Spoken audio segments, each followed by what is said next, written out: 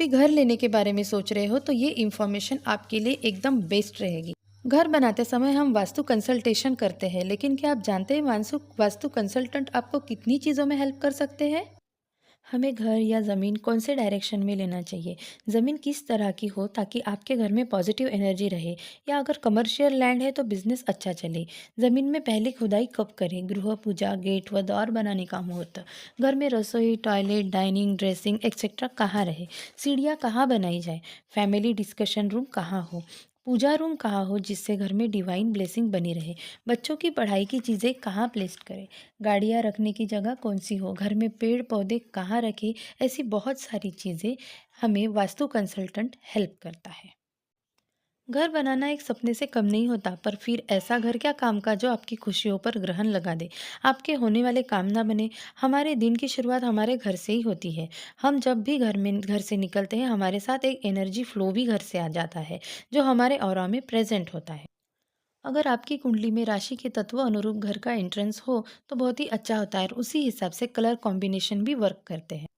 आप कभी भी प्लॉट खरीदने जाते हैं या घर खरीदने जाते हैं, तो आपको जो भी घर या प्लॉट पसंद आए, उस ज़मीन पर 5 साल तक के बच्चों को खेलने के लिए लगाया जाए, तो थोड़ी ही देर से अगर बच्चे यहाँ अच्छा नहीं लगता या हमें घर वापस जाना है ऐसी जिद करने लगे, तो समझ जाना चाहिए प्लॉट या ज़मीन बिल्कुल भी अच्छी नहीं है। बच्चों में इंट्यूशनल पावर एकदम स्ट्रांग होती है, वो जल्दी ही पॉजिटिव नेगेटिविटी को भाप लेते हैं। वैसे ही अगर ज़मीन पर कुछ डॉग खेलने छोड़े जाए और वह खेलते हैं, या ज़मीन छोड़ देते हैं, उससे भी ज़मीन कैसी है ये समझ में आता है। थर्ड, अगर सबसे बेस्ट यही है कि गायों को उस ज़मीन पर घास खाने के लिए अवसर दिया जाए, और गाय मज़े से घास खाकर अगर वहीं बैठ जाए तो समझो ज़मीन बहुत अच्छी है। कभी भी आपको आपके खाली प्लॉट पर कोई भी गाय बैठी मिले, तो वैसे ही ज़मीन ज़मीन की क्वालिटी समझना ईज़ी होता है। जब भी आपको घर खरीदने के लिए दिशा का चयन करना हो, तो आप एक सरसों का चौमुखी दिया मंगलवार के दिन जलाकर दिए से सही मार्ग दिखाने की प्रार्थना करें। आप देखना, जो बाती लास्ट तक जल्दी जलती रहेगी, उसी दिशा में आपको मकान या ज़मीन लेना शुभ होगा। ज़रूरी नहीं है कि सारे पूर्व दिशा के घर ही अच्छे हो। आपकी कुंडली में जो ग्रह बली है, उनके हिसाब से डायरेक्शन देखी जाती है।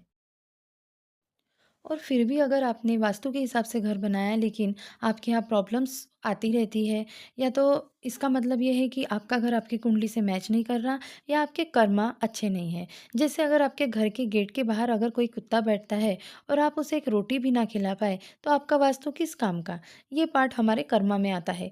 वास्तु ठीक है, पर कर्मा अगर ठीक नहीं, तो लाखों का वास्तु भी कुछ काम नहीं आएगा। आप घर में आते ही गुस्सा करने लगे, चिड़चिड़ाने लगे, तो भी घर की एनर्जी डिस्टर्ब होती है। ऐसी कई सारी बातें हैं जो आने वाले वीडियोस में मैं शेयर करूँगी।